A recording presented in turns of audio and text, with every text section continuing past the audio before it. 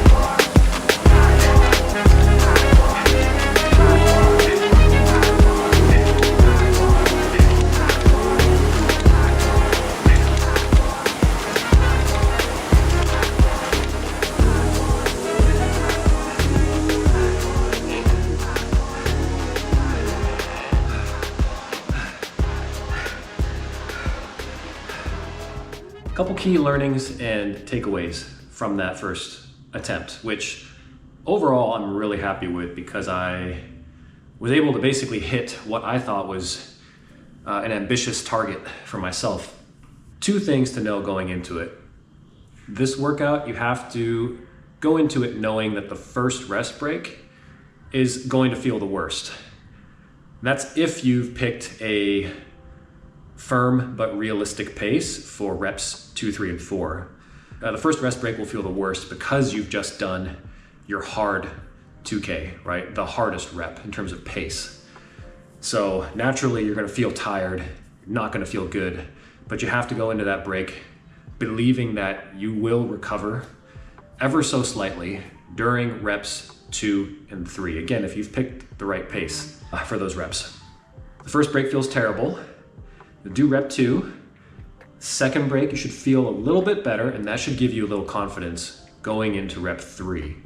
Mentally, once you cross that halfway point in the third rep, you know you've only got about 1,000 meters left before your final rest, and then you can empty the tank on that final rep.